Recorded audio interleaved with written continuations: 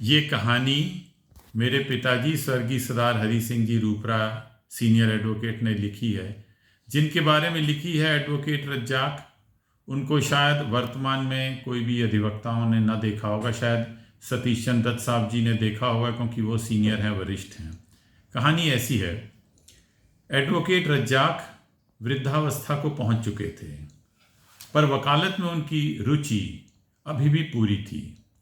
वे बड़ी दिलचस्पी के साथ प्रकरण तैयार करते और बहस में भी कोई कसर नहीं छोड़ते। बार रूम में उनका काफ़ी सत्कार था।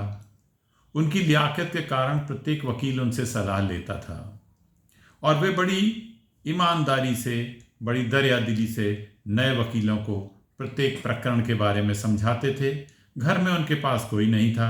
श्रीमती रज्जाक का स्वर्गवास हो चुका था। उनका कोई लड़का नहीं था, उनकी 2 लड़कियां थीं। वे पढ़ी लिखी थी, उनकी शादी हो गई थी। एक लड़की का पति भारतीय सेना में कैप्टन था और दूसरी लड़की का पति पाकिस्तान की सेना में कैप्टन था। इसलिए उनके घर में उनके नौकर के सिवा कोई नहीं था। रज्जाक साहब की इच्छा के अनुसार उनका नौकर नाश्ता बना देता और खाकर रज्जाक साहब हाई कोर्ट आ जाते। रज्जाक साहब के कहे अनुसार उनका नौकर दोपहर का खाना तैयार करता और चूंकि हाई कोर्ट 1:30 बजे आधे घंटे के लिए बंद होता है, उस समय वह खाना खाते थे। वकीलों को भी अभी चेंबर नहीं मिले थे, इसलिए एक पुरानी बैरिक जिसमें बार काउंसिल का दफ्तर था, उसमें वह खाना खाते थे। हम भी अपना खाना लेकर वहीं बैठ जाते थे। कई बार कोई अच्छी सब्जी इत्यादि बनी होती तो वह भी मुझे एक जूनियर वकील होने के नाते दे देते थे और हम दोनों इकट्ठे बैठकर खाना खाते थे। इकट्ठे बैठकर खाना खाते थे। इस प्रकार बढ़ते बढ़ते हमारा प्रेम उनसे बहुत बढ़ गया। उनके 2 और जूनियर थे, जिनमें एक हिंदू था, एक मुस्लिम था, पर वे कभी भी खाना खाते समय उनके पास नहीं रहते थे। मेरी उम्र का कोई दूसरा सरदार हाईकोर्ट में वकील नहीं था, इसलिए उनकी मुझसे अधिक सुलह हो गई। कई बार हम आपस में बातें करते थे और उनके पास प्राइवेट बातें करने वाला और कोई था ही नहीं, इसलिए अपने बच्चों के बारे में मुझसे बहुत ज़्यादा बातें करते थे।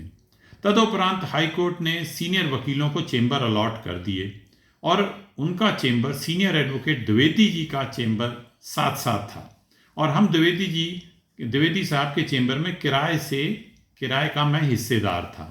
इसलिए हमारी पुरानी मित्रता ज्यों की त्यों बनी रही। मतलब मेरे पिताजी का और उनका चेंबर बाजू बाजू में हो गया, क्योंकि पिताजी मेरे द्विवेदी के चेंबर में 50% किराया देके रहते थे।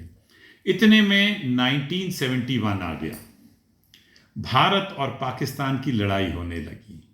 रज्जाक साहब का भारतीय दामाद फ्रंट पर चला गया और कुछ दिन बाद पाकिस्तान वाला दामाद भी उसी फ्रंट पर आ गया।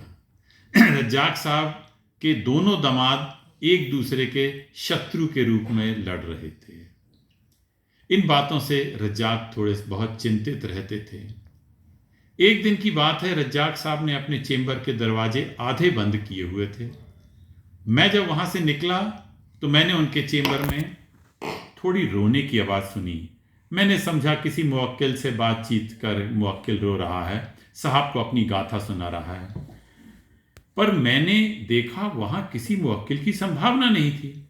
मैंने धीरे से उनका दरवाज़ा खोला और उनकी ओर झांका तो मैंने देखा उनकी खुद की आंखों से टप टप आंसू बह रहे थे और वह हिचकियां भर भर कर रो रहे थे। उनकी आयु का आदमी ऐसा रोता हुआ हमने कभी नहीं देखा था और हम उनके पास गए।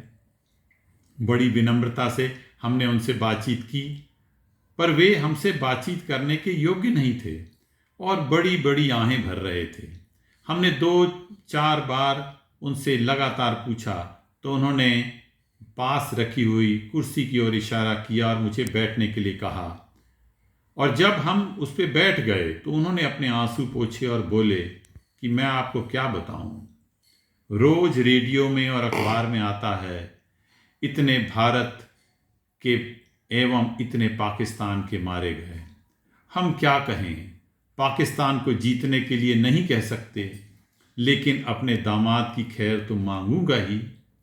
इसी प्रकार चाहूंगा कि भारत जीत जाए, पर मैं अपने दामाद को नहीं चाहूँगा कि उसको कोई क्षति होए। ऐसी स्थिति में हमारी हार ही हार है और जीत में भी हार है, और हार में तो हार ही है। मैं क्या करूं? अल्लाह ताला के पास कौन सी रहमत के लिए हाथ पसारूं? खुदाबंद करीम से यही रहमत चाहूँगा कि इन दोनों मुल्कों का आपस में झगड़ा ही ना हो और लोग आपस में बैठकर समझौता कर लें, ताकि लड़ाई की कोई संभावना ही न रहे। तो हमने कहा कि रज्जाक साहब धीरज रखिए, खुदा पर भरोसा करो, दोनों दामाद भली भांति रहेंगे, किसी को कोई आंच नहीं आएगी। परंतु उनमें यह साहस नहीं था, वह रोने के सिवा और कुछ नहीं कर रहे थे और हमसे बोले, भैया मैं रोना नहीं चाहता, पर कोई है ही नहीं जिसको मैं सुनाऊं ये मुसीबत, जिसका हल मेरे पास भी नहीं है, ना कोई दूसरा हल दे सकता है, और प्रत्येक व्यक्ति इस मेरी व्यथा को समझ भी नहीं सकता। ऐसा कहकर उन्होंने सिर नीचा कर लिया और हमसे मुंह छिपाकर फिर बुश बुश करने लगे। हमने उनकी सुराही में से एक गिलास पानी भरा और उनसे पीने को कहा, और इसके अलावा हमारे पास कोई उपचार था भी नहीं।